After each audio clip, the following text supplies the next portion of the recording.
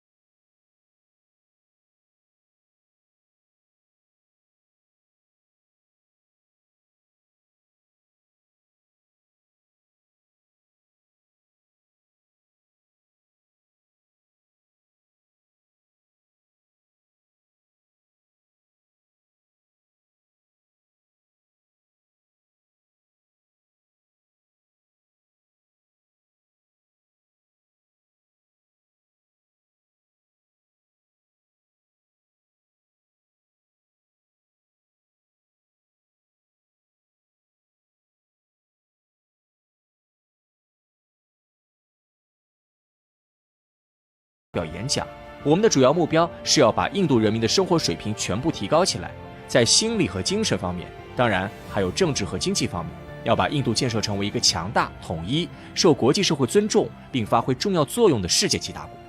尼赫鲁首次并详细描绘了印度梦的美好蓝图。尼赫鲁由此成为印度全球大国梦的最主要设计师，也是实现这一梦想的最重要领导者。为了实现成为世界级大国的梦想，印度的几代政治领袖都做出了巨大努力。冷战期间，由尼赫鲁所开创的印度外交，使印度在冷战时期的全球政治中获得了远超其实际国力的地位。冷战结束后，随着经济的快速增长，军事能力的稳步提升，区域和全球外交的渐入佳境，印度更加坚定了其走向全球大国的决心。怀揣大国梦想本身并没有值得诟病的地方，但让人无奈的是，印度大国梦想的提出与践行却掺杂了太多的中国情节。尼赫鲁在《印度的发现》一书中信誓旦旦地表示，要将印度建成有声有色的大国，其宏愿之远大让人钦佩。但书中随处可见的中国痕迹又让人颇为无语。该书多处反映尼赫鲁在某种程度上是比较中国来设计印度的大国梦的。在给女儿英迪拉的信中，他也时常把中国与印度相提并论。上世纪中叶，随着国际体系陷入美苏冷战，通过充当第三世界的代言人，印度的国际威望在50年代前中期如日中天。此时的中国是印度结交的对象，是借以联合对抗美苏、提升印度威望的天然盟友。印度的确由于中印友好关系，在国际上，尤其是在与中国有关的国际活动中风光无限，比如组织万隆会议、调解印支战争和斡旋朝鲜战争等。然而，印度对中国的支持一开始就渗透着中国情节。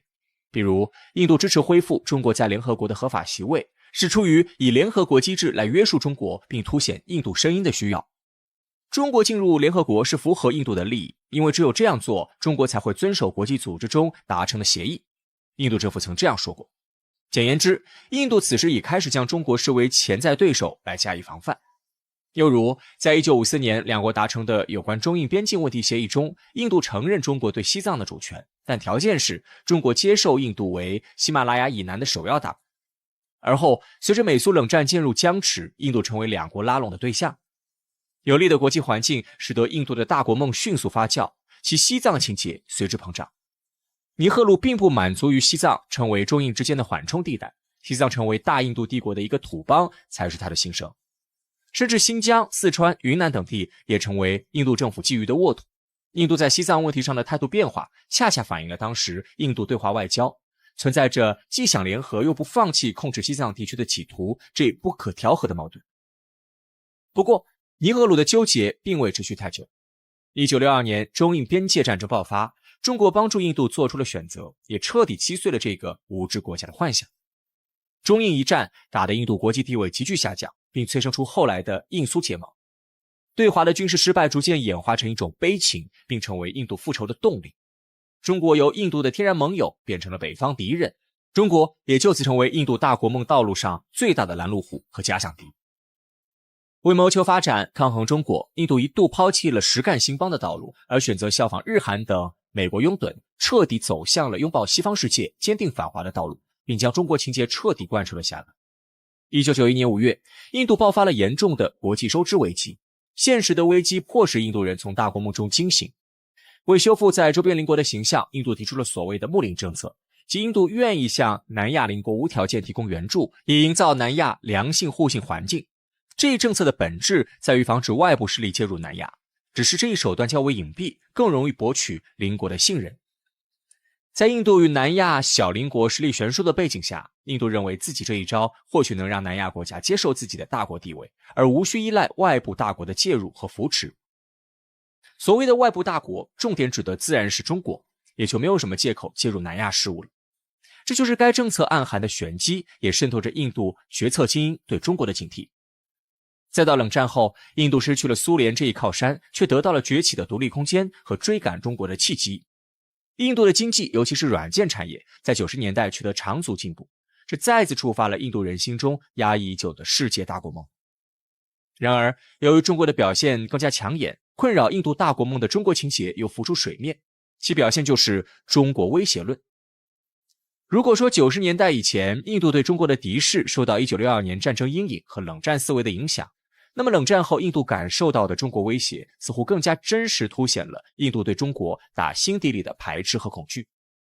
中国经济增长令人印象深刻，中国军力的加强也让印度担忧。中国雄心勃勃地追求其在亚太地区的大国地位，同时通过加强其海军投送能力和在东南亚、印度洋建立军事存在，使中国成为海上强国。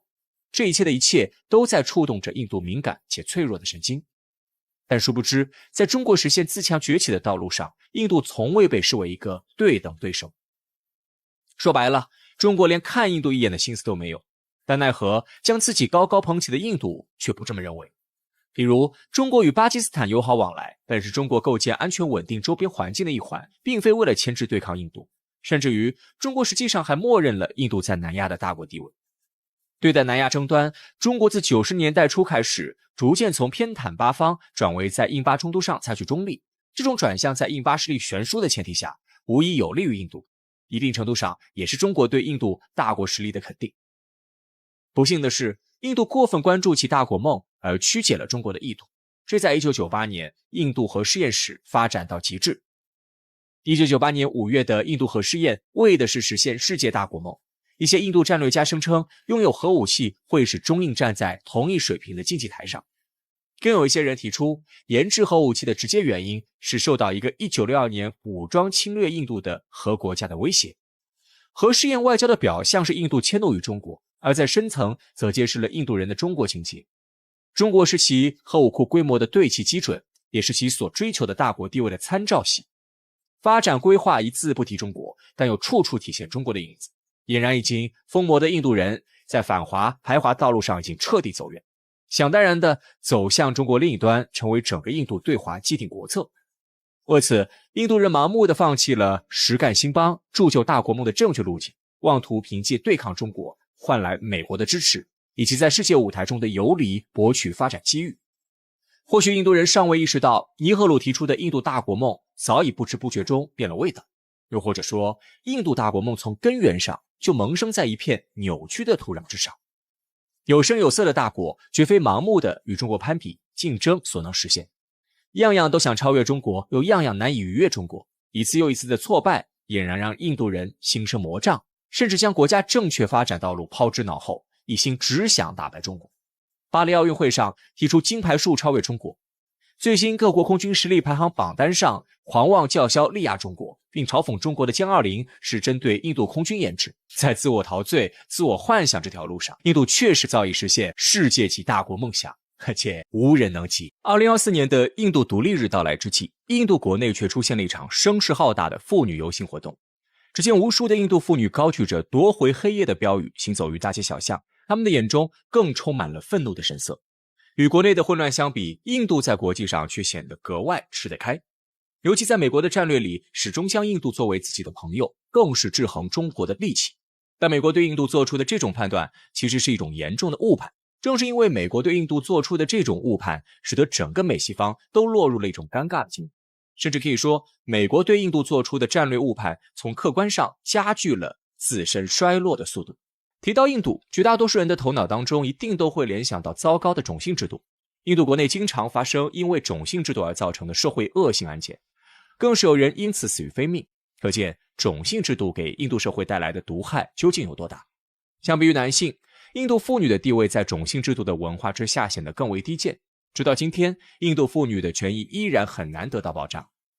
2024年，印度独立日到来之前，印度多个城市的妇女就通过上街游行的方式向政府表达了自己内心的不满情绪。长期以来，印度妇女的权益都被忽视，甚至群体安全都难以得到保障。发生在2012年的印度黑公交轮奸案可谓是震惊世界，几名嫌犯以极其残忍的方式奸杀了一名女大学生。但这几名嫌犯在被警方逮捕之后，却没有丝毫的忏悔之意，仿佛这一切都是理所应当的。正因为这种龌龊的思想在印度社会内部很有市场，如今在印度的很多城市里，妇女都是不会在夜间单独上街的。这种糟糕的情况屡次受到国际媒体的关注，但印度政府却对此充耳不闻，视而不见。印度的精英阶层接受着西化的教育，并与欧美的精英人士来往密切，仿佛他们与底层的印度百姓并不生活在同一个世界之中。也正是因为印度精英阶层的这种表现，印度政府似乎也获得了西方各国的认可。于是在美国等西方国家宣传机器的话术体系中，印度这个以暴力和犯罪而闻名于世界的国家，摇身一变就成为了所谓世界上最大的民主国家。但美西方对印度做出的这种判断，本质上是一种严重的误判。现如今，随着印度的负面新闻越来越频繁地出现在国际媒体的视野之中，美国也正在为他们对印度做出的误判付出代价。美国的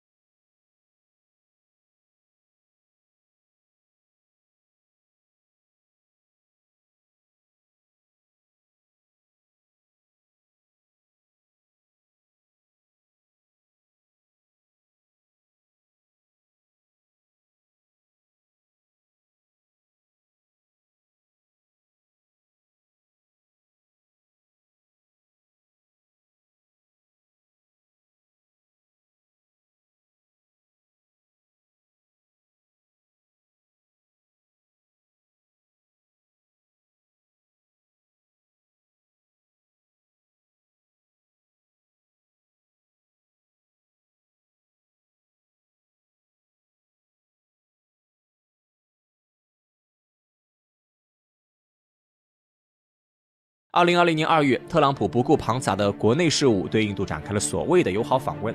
2021年，拜登政府又公开发表声明，支持印度加入联合国安理会常任理事国的序列。美国为了拉拢印度展现出的急切心态，也因此暴露无遗。但不管美国如何宣扬印度的好，都无法掩盖印度本身的混乱。恰巧由于美国对印度的关注，很多西方媒体也将目光投射到了印度社会的负面新闻上，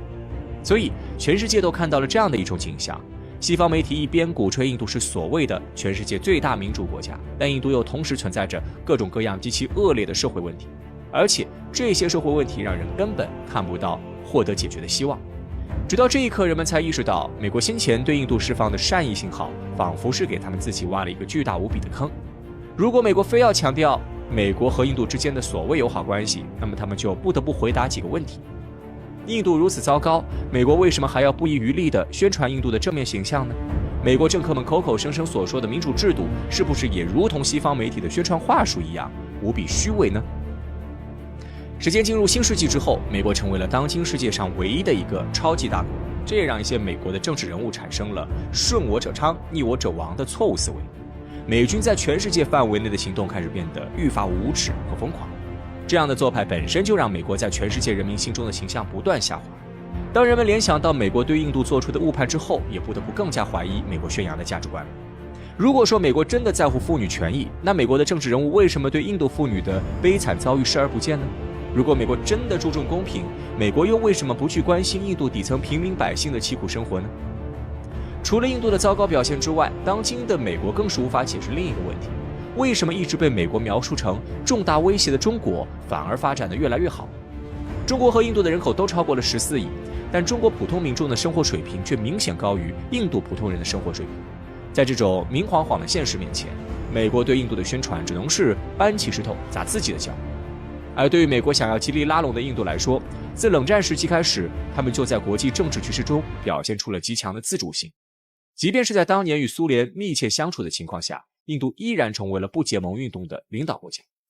当初印度可以跟苏联保持貌合神离的外交关系，今天印度就可以将这一套外交手法干脆利落地复制在美国的身上，这使得美国在印度的众多投资随时都有可能面临着打水漂的风险。就连在面对中国时，印度的态度也时常会出现变化。尽管印度曾经多次在中印边境问题上对华进行强硬表态，但印度外长苏杰生也曾表示愿意就边境问题与中方展开沟通。如果印度真的与中国彻底解决了边境问题，美国想要再利用印度遏制中国，或许就会更加困难。